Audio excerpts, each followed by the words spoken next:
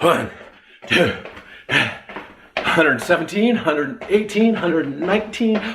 Whoa, what's up, you guys? It's Taylor Grant, just doing some jumping jacks. I'm with Bellator Claims Resolution. I'm here to talk to you about the denial of the day.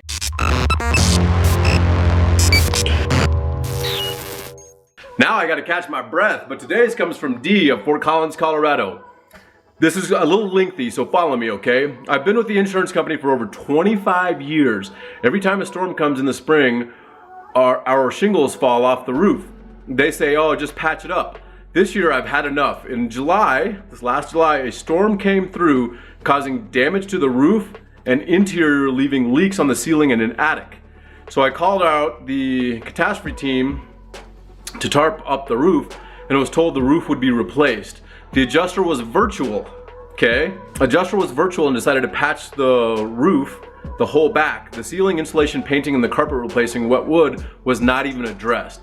I refused to accept the $3,200 they gave me to replace just the back of the roof. It's been a losing fight for me. It has rained again and mold has developed on all our things in the home, and apparently they don't cover this. I have 2 children in the home and one has special needs. They do not care. 25 years and I am not in good hands.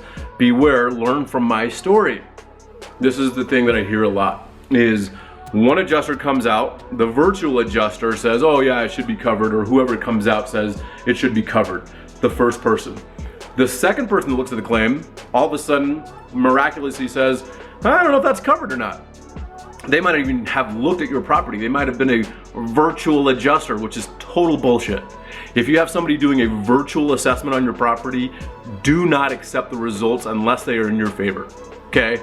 This person cannot touch. They cannot see specifically, look real close, like get real close, right? They can't look up close and see exactly what's going on. Part of the adjustment process is being able to see what's actually happening, look around the property, see collateral damage, feel what's going on. Is that actually a bruise? Is it actually a fracture? What exactly is this? And if I need to do more in-depth inspection or investigation, do I do a core cut? A virtual inspector, last time I checked, can't actually do a core cut.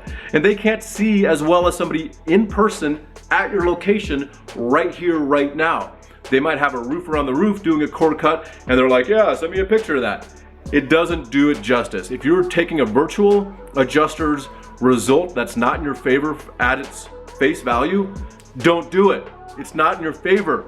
Do not accept that. Always ask for a re-inspect with a real person, which is ridiculous we even have to do that, right?